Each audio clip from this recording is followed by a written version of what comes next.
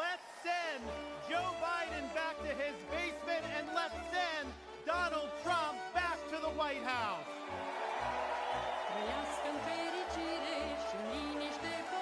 Life was more affordable when Donald Trump was president. Our border was safer under the Trump administration, and our country was respected when Donald Trump was our commander-in-chief. Joe Biden has failed this nation. As a veteran, I was appalled when 13 of our service members were killed in Afghanistan due to Joe Biden's dereliction of duty.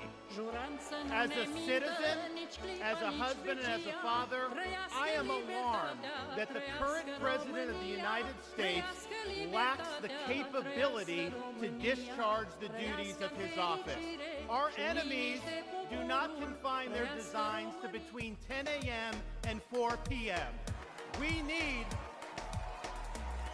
need a commander-in-chief who can lead 24 hours a day and 7 days a week. America cannot afford 4 more years of a weekend at Bernie's presidency. But let's be honest.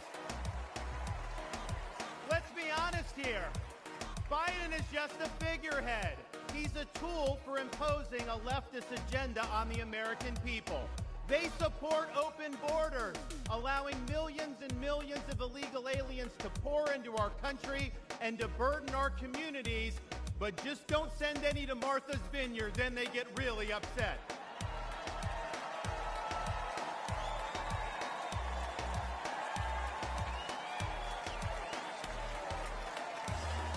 They have unleashed progressive prosecutors across our nation who care more about coddling criminals than about protecting their own communities.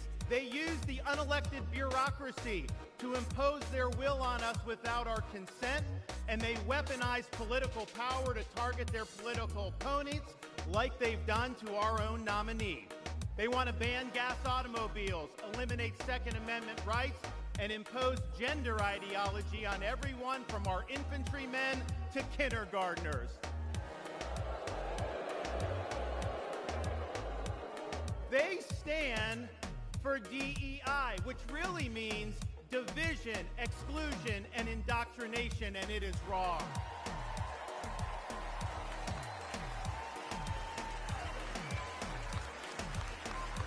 They mandated that you show proof of a COVID vaccine to go to a restaurant, but they oppose requiring proof of citizenship to cast a vote.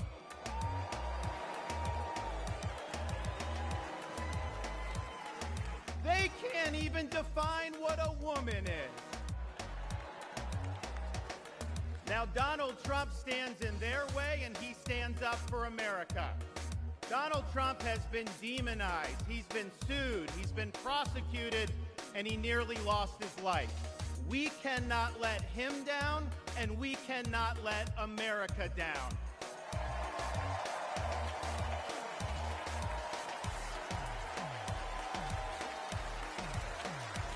It is the values of this Republican Party that reflect our nation's founding principles.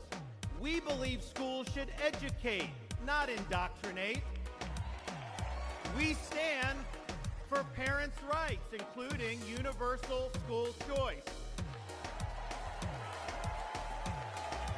We support law and order, not rioting and disorder. We seek a strong, focused United States military, not one distracted by a social agenda. We reject entrenched political class, and we demand term limits for members of Congress.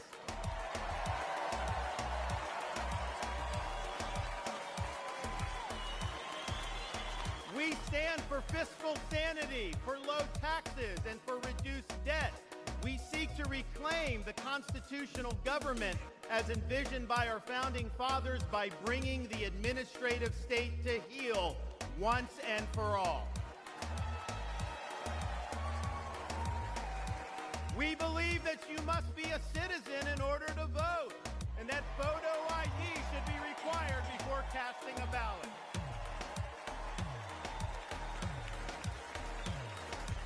We stand for strong borders and believe that our nation must have a shared civic culture, and we oppose any immigration that stands apart or in contrast to our American values. We believe in the principles articulated in the Declaration of Independence that our rights come not from the generosity of the state, but from the hand of the Almighty, including the right to life, liberty, and the pursuit of happiness.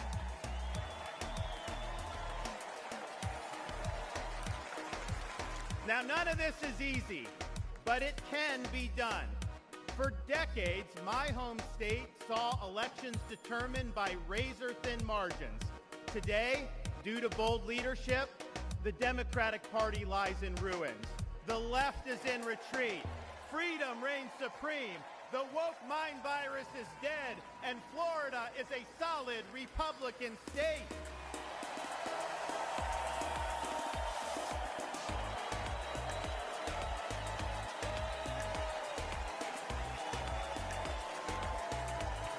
Now, electing Donald Trump gives us the chance to do this all across America. And we have a responsibility to step up and make it happen. We have a responsibility to preserve what George Washington called the sacred fire of liberty.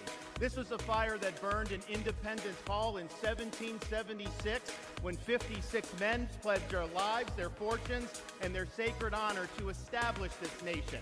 It's a fire that burned at a cemetery in Gettysburg, Pennsylvania, when our nation's first Republican president pledged this nation to a new birth of freedom. It's a fire that burned at the foot of the Berlin Wall in 1987, when our nation's 40th president stood in front of that wall and said, "Mr. Gorbachev, tear down this wall."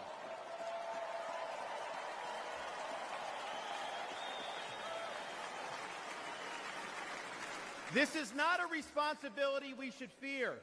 It's a responsibility we should welcome. After all, if not us, who? And if not now, when?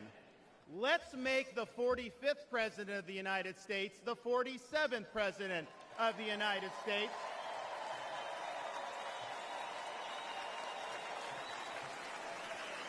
Let's elect Republicans up and down the ballot, and let's heed the call of our party's nominee to fight, fight, fight for these United States. Thank you.